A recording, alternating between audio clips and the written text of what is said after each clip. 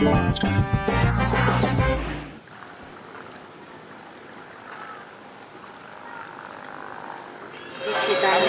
চা দিন না।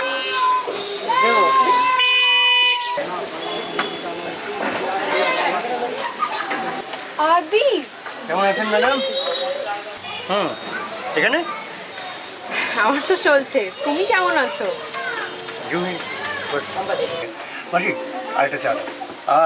আর সাথে একটা গোল্ড প্লেট।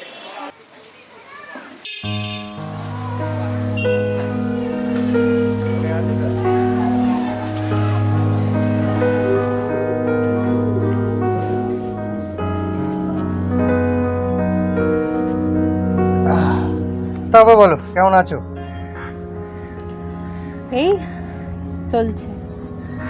আমার কথা বাদ, তোমার খবর বলো। তুমি এখন এই টাইমে এখানে রয়েছো? তোমার এখন এনএসডি-তে থাকার কথা না? তোমার কি এখন থিয়েটারের শো নেই নাকি? মানে ব্রেকে রয়েছো এখানে?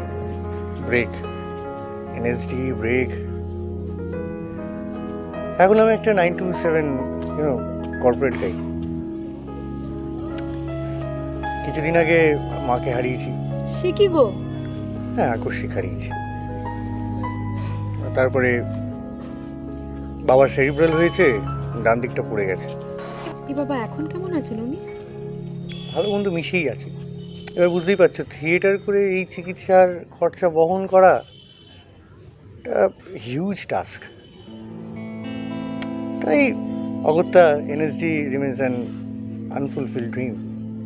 একঘেয়ে রোজগারে রোজ নামছা। তুমি বলো তোমার কি খবর? গান তোমার সেই ইউর কন্টেন্টস অ্যান্ড অল বলো।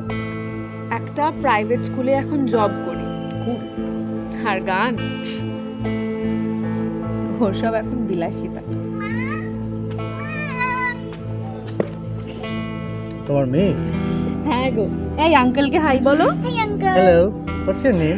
My name is Papri. Papri Roy. Nice. আজকে গানের ক্লাস কেমন হলো মামা? আজকে আমার গানের ক্লাস খুব ভালো হয়েছে জানো। আমি ম্যামকে আজকে সবচেয়ে ভালো পাল্টা শুনেছি। আর ম্যাম আমায় খুব আদর করেছে। আর শোন না মা, তুমি গানের কথা বলছিলে না? মা তোমার ফোনটা একটু দাও না। অল্প কিন্তু। হ্যাঁ ঠিক আছে। সিঙ্গেল মাদারদের অনেক চিন্তা গো আদি। আমার গানের কথা বলছিলে না, ধ্রুব এই 2 বছর আগে ক্যান্সারে মারা যায়। তারপর থেকে ওকে তো আমাকে একাই মানুষ করতে হয়। মেয়েকে মানুষ করবো না নিজের শখ পূরণ করবো বলো তো? ওসব আর হয় না। যা, আচ্ছা বাবা চলো, এবার দেরি হয়ে যাবে, আমাদের বাড়ি ফিরতে হবে। চলো। তুমি কি সব ভুলে গেছো প্রিয়া? মানুষ হাত ছেড়ে দিলেও স্মৃতিটা পিছু ছাড়ে না, দাঁড়িয়ে বেড়ায়।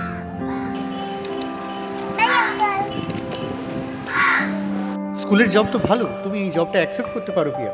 তোমার জবের সাপোর্টটা পেলে আমি নাটকটা নিয়ে অনেক দূর এগোতে পারবো, কিন্তু এনএসডির স্বপ্নটা আমার পূরণ করতে পারবো।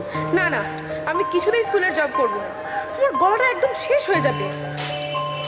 গানের শোজ, রেকর্ডিংস সব 12টা বেজে যাবে আমার। না, আমার ক্যারিয়ার আগেই শেষ হয়ে যাবে। আগে প্লিজ ট্রাই টু আন্ডারস্ট্যান্ড। না, আমি কিছুতেই জব করবো না। গানই আমার জীবন। তুমি বরং একটা চাকরির জন্য ট্রাই করো। ঠিক আছে, নাটকটা জবের সাথে তাও পসিবল।